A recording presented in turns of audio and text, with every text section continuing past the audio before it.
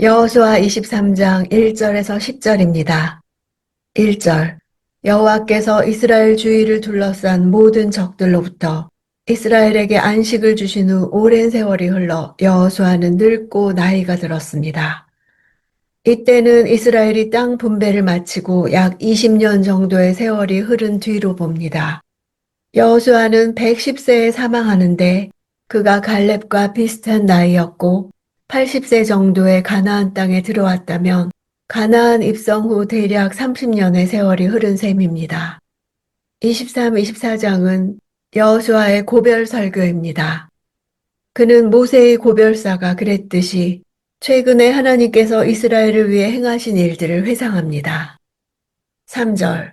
너희는 너희 하나님 여호와께서 너희를 위해 이 모든 민족들에게 하신 일들을 다 보았다. 너희를 위해 싸우신 분은 너희 하나님 여호와이시다. 보았다는 단어는 눈으로 보는 행위뿐만 아니라 내적으로 깨닫는 지적, 영적인 지각 행위를 나타냅니다. 이스라엘 백성들이 가나안 땅을 정복하는 모든 기간을 통해 여호와께서 행하신 모든 역사들을 시각적으로 관찰한 결과 하나님이 살아계신 분이시고 자신들을 위해 싸워주셨다는 사실을 충분히 깨달아야 한다는 것입니다. 신앙의 깊이는 많은 체험을 통해서만이 아니라 그 체험을 영적으로 이해할 수 있는 신앙의 눈을 통해서 이루어집니다. 4절. 보라, 요단강에서 서쪽 대해에 이르는 남아있는 나라들, 곧 내가 정복한 나라들의 모든 땅을 내가 너희 지파들을 위해 제비 뽑아 유산으로 나눠주었다. 남아있는 나라들, 즉 완전히 진멸되지 않은 남은 족속들을 완전히 제거하는 전쟁은 자신의 기업을 분배받은 각 지파에게 맡겨지게 되었습니다. 아직 정복되지 않은 나라들까지 유산으로 나누어 주었다는 것은 이미 이스라엘의 유산이 되었기에 그들을 전혀 두려워하거나 겁을 낼 필요가 없다는 것입니다. 5절. 너희 하나님 여호와께서 친히 너희 앞에서 그들을 내쫓으실 것이고 너희 보는 앞에서 그들을 몰아내실 것이다. 너희 하나님 여호와께서 너희에게 약속하신 대로 너희가 그 땅을 차지하게 될 것이다. 몰아내신다는 동사와 차지하게 될 것이라는 동사 둘 다 야라시라는 동일한 단어입니다. 동일한 야라시에 대한 주어를 하나님과 이스라엘로 분리하여 표현합니다.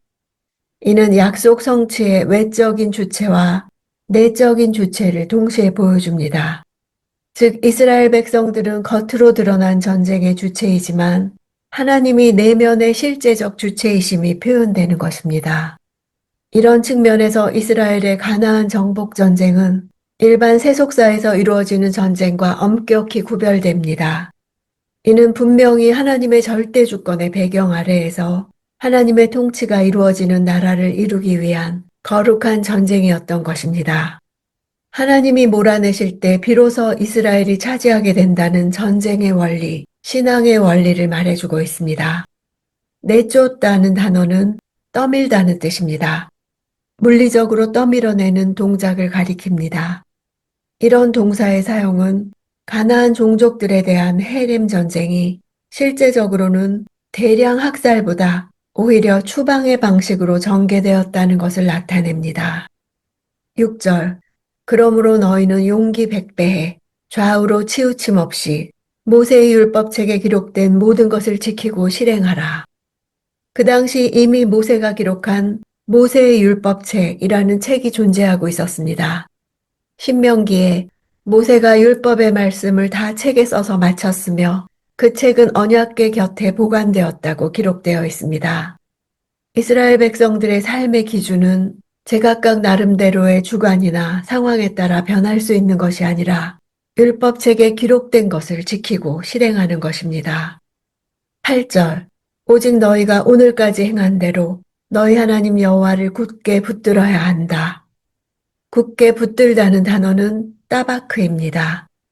어떤 사람에게 밀착되어 서로 가까이 지내다라는 의미입니다. 아담과 하와의 부부관계, 룻이 시어머니 나오미에게 베푼 인애의 관계에서 이 단어가 사용되었습니다. 마치 아내가 남편에게 순종하듯 또한 아들이 아버지에게 순종하듯 하나님을 가까이 의지한다는 의미입니다. 이것은 율법을 행한다는 차원에서가 아니라 사랑으로 인해 다가서는 내적인 관계성을 강조합니다. 이방인들과 뒤섞이지 말고 그 신들의 이름을 입 밖에 내지도 맹세하지도 섬기지도 절하지도 않는 소극적인 행동에 머무는 것이 아니라 보다 적극적으로 여호와와 밀착된 행동을 하라는 것입니다. 이방인과 교류하지 않는 외형적인 행위보다 더 중요한 것은 그 내면이 하나님과 친근히 하는 것입니다. 이방 민족들과 가까이 하지 말라고 하는 이유는 바로 그들이 섬기는 우상 때문이었습니다. 즉, 문제가 되는 것은 단순히 이방인 자체가 아니라 우상과 더불어 우상을 숭배하는 이방인이었습니다.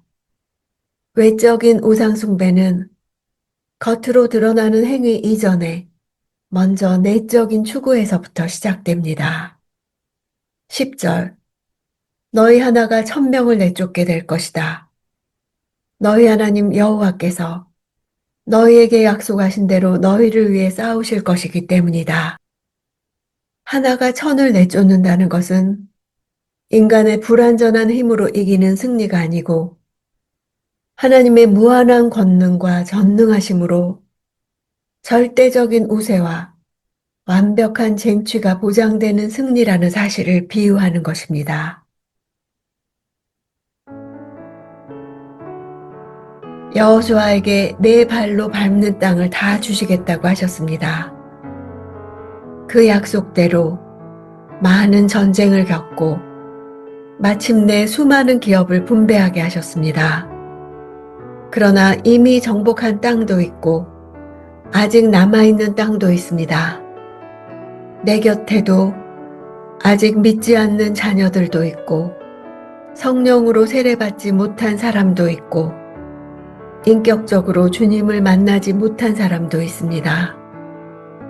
그러나 하나님은 이미 정복한 땅처럼 나머지 남아있는 땅도 기업으로 주셨습니다.